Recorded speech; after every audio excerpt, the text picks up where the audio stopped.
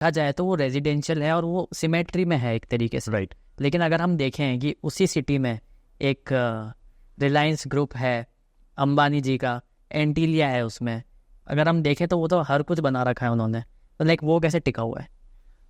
आनंद, इससे जो एंटीलिया का जो डिज़ाइन है ना, आपने एकदम सही बात बोली। जो नॉर्मल जो स्ट्रक्चर्स होते हैं जो हम बनाते हैं, जिसमें हम क्लाइंट को बहुत कुछ बोलते हैं, हाँ ये आपका सिमेट्रिकल होना चाहिए, हाँ, इसमें आपका इरेगुलरिटीज़ नहीं होना चाहिए, इसमें वो नहीं होना एक चाहिए, जैसा दिखना चाहिए। एक जैसा दिखना चाहिए।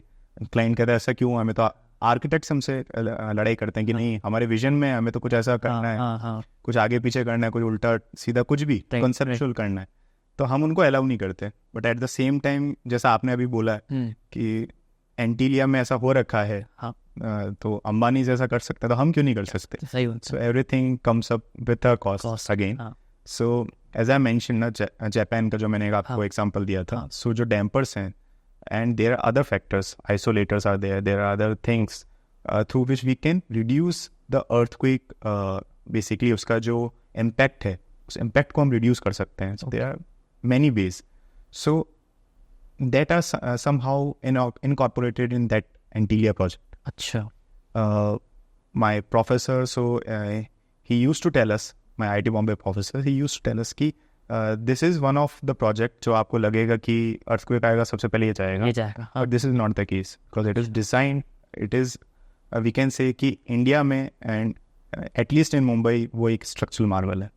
तो जैसा कि यहाँ पे आपने स्ट्रक्चरल मार्वल की बात करी, अगर हम देखें तो अभी इंडिया में जैसे स्टैच्यू ऑफ बिलीफ का हम लेके चलते हैं, जो कि टॉलेस्ट शिवा स्टैचू है, नाथद्वारा में है जो। जी। तो लाइक उसका आप थोड़ा सा बताइए कि भाई वो कैसे डेवलप किया, क्योंकि किसी मूर्ति को बिठाना वो भी इतने ह्यूज स्केल पर इज अ चैलेंज, तो थोड़ा उसका बताइए आप। Statue of Belief, first of all, Lord Shiva का है, so there is itself a Lord Shiva power in it basically. But when it comes to the structural designing part, so the structure आप इसको देखते हैं as a idol basically. हाँ हाँ, हम उसको देखते हैं as a building और as a structure basically, Right. कि हम इसको as a structure he design कर रहे हाँ. हैं.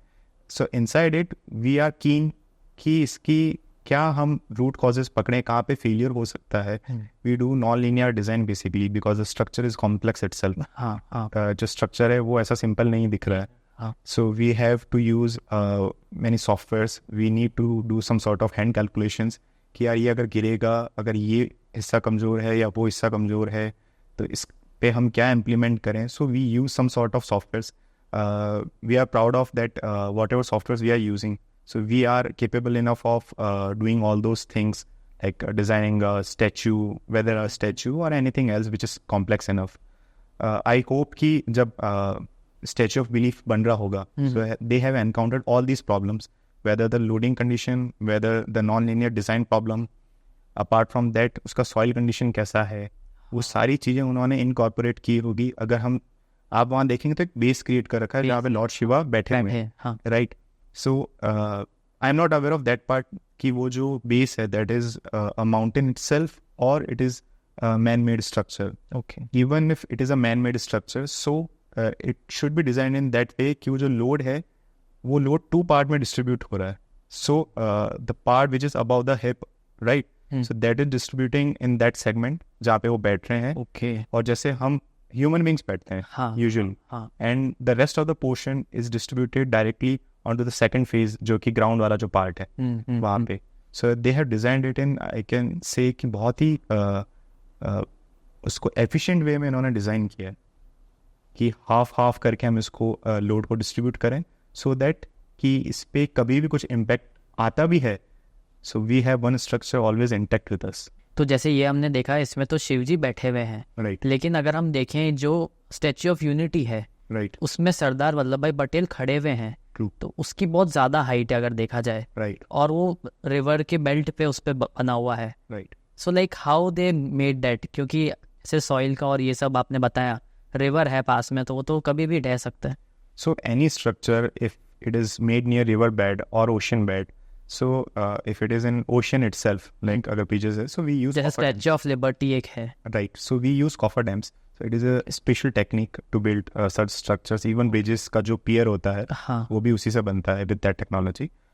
Now with the statue of unity, so उसका एक height is there, we need to admit कि हाँ that is an engineering marvel, but जो उसका फाउंडेशन जो है जो रिवर बेड पे है वो पाइल सिस्टम से बना होगा.